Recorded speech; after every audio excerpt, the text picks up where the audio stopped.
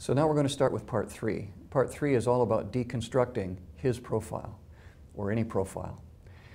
In deconstructing the profile, what we want to do is to talk about the internal structure of these perspectives, without necessarily calling them to name yet, what name they are, but the internal subscores within each of the 5. So each of the 5 perspectives is made up of 3 subscores.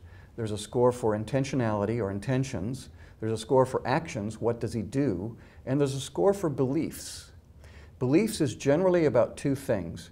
What does he believe about learning, and what does he believe about teaching or the role of a teacher? So that's the first part of this 3rd section. The second part is we're going to look for internal consistencies across this. And I'll show you what that means in a moment. And then the last part of this, the 3rd part of the 3rd section, will deal with internal discrepancies. You'll see where that goes in a moment too. So I'm going to start now with Tom and remind him of what he just said at the end of the last section. So Tom, what you just said was very interesting at the last of the 2nd section. You said, I enjoy being, or I feel comfortable being, a more nurturing perspective teacher, or nurturing teacher. You named the perspective nurturing. That name has been something of a problem for me with some people, but it doesn't seem to be a problem for you at all, because you went on to say, letting people go their own way on this without a script, and encouraging them, giving them encouragement along the way. So let me take that as the entry into this section and talk about the internal scores within these things. And I want to ask you, first of all, which score did you have in here that was highest in intentions? There are 3 scores. There's an intention score, an action score, and a belief score in each of these 5 perspectives. And by letters, they're, I, B, A. So where's your highest intention score? It would also be a nurturing as well. What does it mean for you to have a high intention score in that perspective? For me, it means at the end of the class, session, term, what do I want to have people walking out of here with? What do I want them to feel like? Hey, that was a great session, I learned a lot, or I want to take the next step. Or I feel like what we're doing is a good and noble cause, or I want to go out and change the world, whatever. It could be something big or something small. Okay. So where is your 2nd highest intention score in here? 2nd highest would be developmental. What does that mean to you? Again, same thing. Under developmental would be, okay, how are they learning? Am I part of the learning process? Am I motivating them along the way? Like, what is the motivator that keeps them and me going? I find for me, when I'm up there, when I'm standing, sitting, if I'm involved with people, if they're motivated, I'm motivated. It's a very cyclical, great feedback mechanism. What's the difference between what you said on nurturing and developmental in terms of your intentionality? And how I feel, there's not a lot of difference at all. And how it comes out in the wash in terms of the differences, the technical differences between developmental and nurturing perspectives, it may be okay. Under nurturing, I want to create an environment whereby people feel cared about. They feel like Tom cares about me, he's helping me through this process, he's encouraging me, he's supporting me. In the nurturing process, or developmental process, rather, hey, Tom's created an environment where he's helping me to become a better learner. The learner is the center of the process. He's developing my abilities as a learner. So what's important so far in what you've said about both of those, it doesn't matter how you differentiate so much between the 2, but they're very, very harmonious, the 2 for you. Yes. And what they do is center the learner. The Absolutely. learner is the center of everything you just said, the focal point of everything you've just said. Is that right? Yes, I've learned the hard way what happens when you don't do it that way. Okay. So that seems very consistent with a struggle you're having between another perspective or orientation to teaching and this. But let's come back to that in a moment too. So if that's the focal point of your intentionality between those 2, where is it lowest, your intentionality score? That would be in transmission, followed by social reform. Okay, why is it low there? What do you think it's low there? What does that mean to you?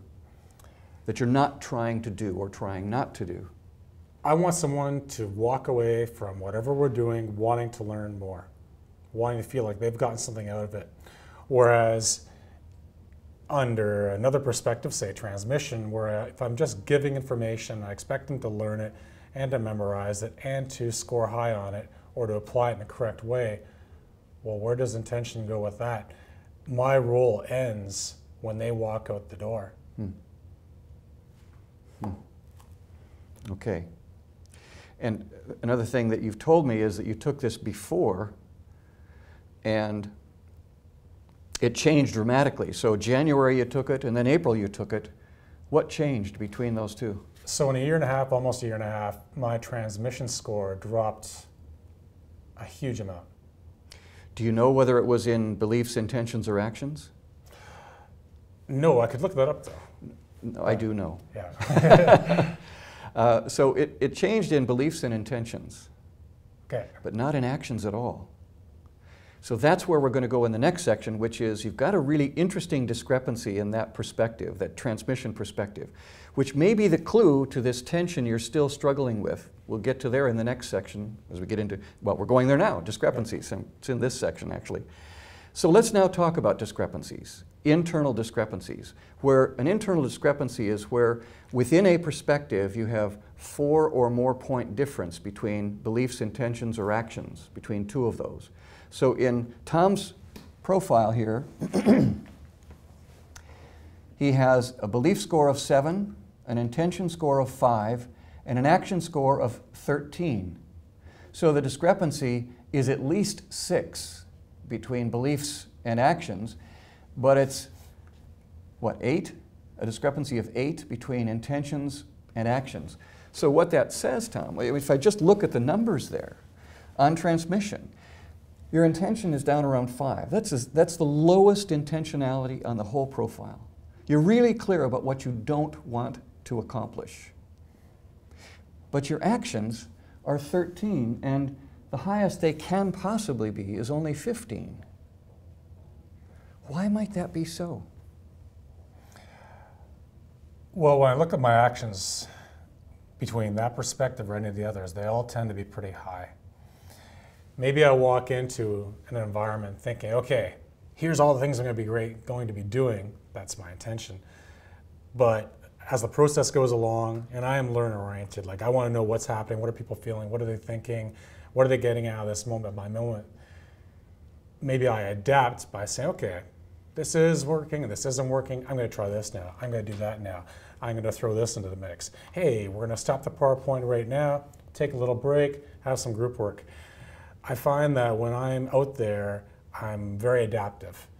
I feel like I have feelers out all the time, when no matter how big or how small the group is, figuring, okay, are they getting something out of this, or is it just me? Is it working? Is it not working? So I wonder if there's another reason for that, for this discrepancy. Very often when you have someone as experienced as you are, they've come through the process of learning to teach by watching others teach them. So the role models they have in their head, either wittingly or unwittingly, are role models of a particular kind of teacher doing particular things. Do you have some teachers in your past that were doing a lot of the things that are common to a transmission perspective of teaching? Let me say what those might be. There's a well-defined body of knowledge. It has to be learned in its authorized form. It's structured and oriented in a particular way. We go through it in a particular sequence. It's fairly absolute in how it must be known.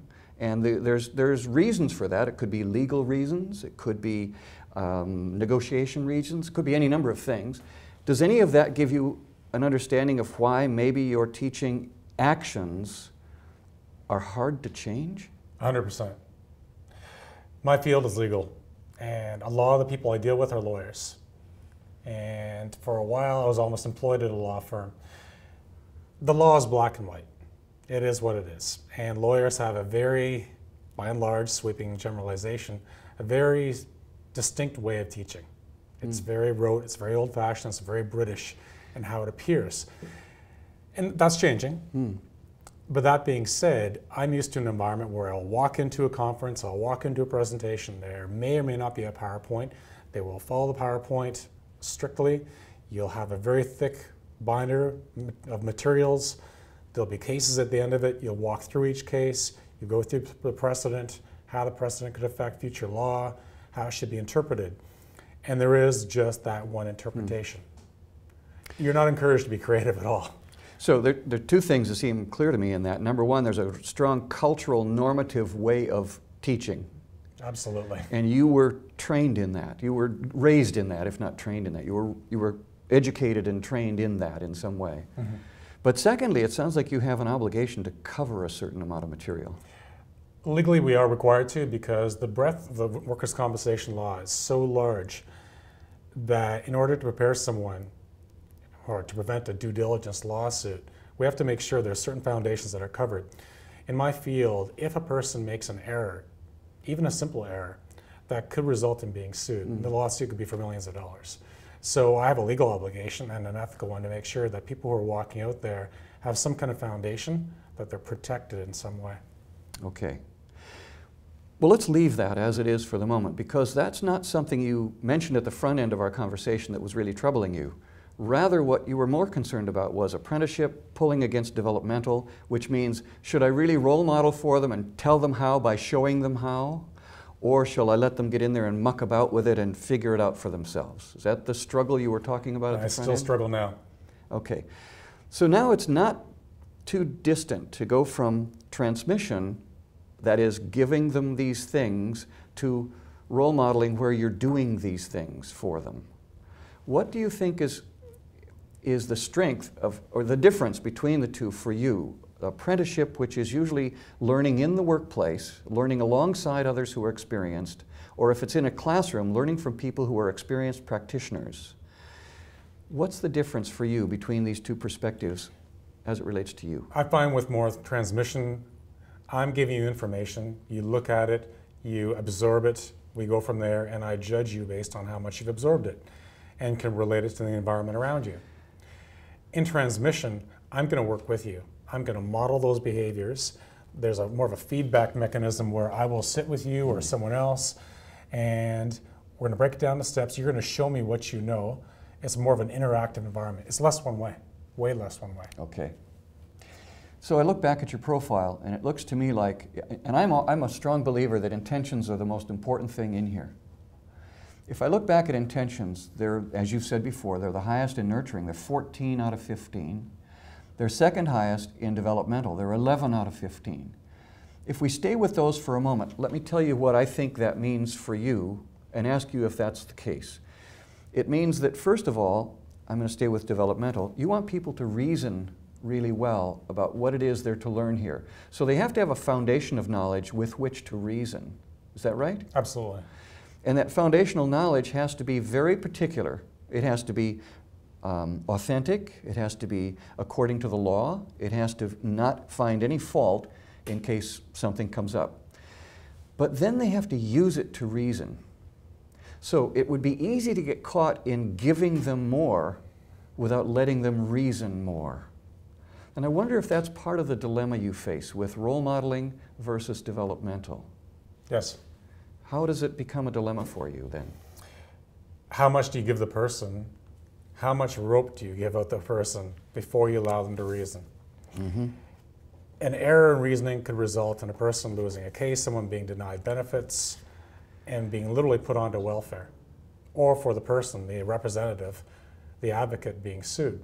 Okay. So I think there has to be this delicate balance of, okay, here's the material I've presented, in small enough bites that you can absorb it. Again, try to be learner-oriented. And we're going to work through the reasoning process. I want you to apply these facts to X scenario and see if you can do it in a reasonably correct way, noting there could be variability. Okay.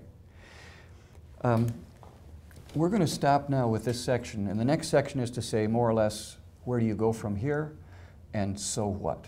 And maybe some of that can be about how might you resolve some of the tension we've articulated in here for you. Okay? Okay. Let's do that.